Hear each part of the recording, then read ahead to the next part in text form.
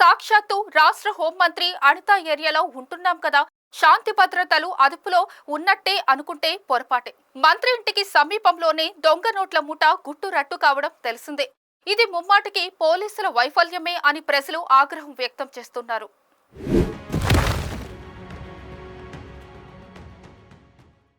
సాధారణంగా విశాఖ తూర్పు నియోజకవర్గం అంటే ప్రశాంతతకు మారుపేరుగా ఉండేది. ఇదంతా గతమన్నట్టుగా ఇప్పుడు పరిస్థితులు మారిపోయాయి. ఇక్కడ MVP police station, CBI, task force, vigilance కార్యాలయాలు ఉన్నాయి. రాష్ట్ర హోంమంత్రి నివాసం కూడా ఎంవీపీ కాలనీలో ఉండడం విశేషం. కానీ పోలీసులు యామరపాటుగా ఉన్న కారణంగానే ఇక్కడ నేరాలు పెరిగిపోతున్నాయని ఆందోళన వ్యక్తమవుతోంది. కొన్నాళ్ల క్రితమే లాసెన్స్ బే కాలనీ, శాంతి ఆశ్రమంలో రౌడీ షీటర్లు గొడవపడి జైలుకెళ్లడం తెలిసిందే. ఇక తాజాగా ఐబొమ్మ సూత్రధారి రవి ఇల్లు సైతం తూర్పులోనే పెదగదిలి కావడం స్థానిక ప్రజలను ఉలిక్కి పడేలా చేసిందే.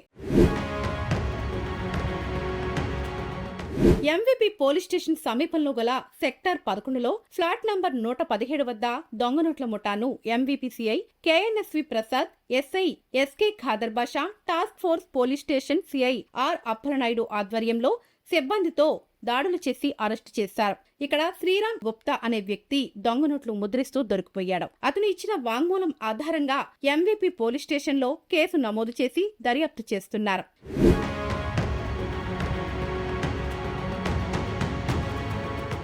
విశాఖ తూర్పులో ఎమ్మెల్యేలు వెలగపూడి రామకృష్ణబాబు, గంటా శ్రీనివాసరావు, పలువురు ప్రముఖులు నివాసం ఉంటున్నారు. ఇటీవలే హోంమంత్రి అనిత సైతం ఇక్కడికి నివాసం మార్చారు. ఈ నేపథ్యంలో ఇక్కడి సమతా కళాశాల మహిళా లెక్చరర్ల వేధింపులు భరించలేక ఒక విద్యార్థి ఆత్మహత్య చేసుకోవడం తెలిసిందే. ఈ రకంగా విశాఖ తూర్పులో తరచూ ఏదో ఒక అలజడి రేగడం స్థానిక ప్రజలను ఆందోళనకు గురి చేస్తుందనే చెప్పాలి. విజిబుల్ పోలీసింగ్ ఎక్కడా అని పలువురు ప్రశ్నిస్తున్నారు.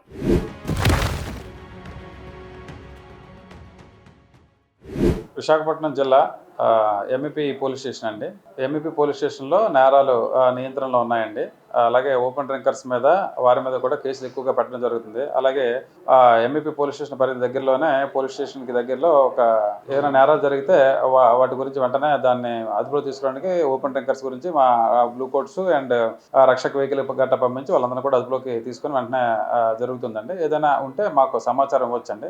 డైల్ 112 చేయొచ్చు. అలాగే సిఎంఈపీ 9490624746 ఆ నెంబర్ కూడా రింగ్ చేయొచ్చు. ఒక 2 నెలల కింద పట్టుకోవడం జరిగిందండి. అవి దొంగ నోట్లు కాదండి, ఇంకా జస్ట్ ప్రిపరేషన్లో ఉన్నారు. ఎవరో ఒక వ్యక్తి వస్తే ఆ వ్యక్తి వారు అనుకున్న 4 కూడా అరెస్ట్ చేయడం జరిగిందని వెంటనే రిమాండ్కి పంపించడం జరిగింది.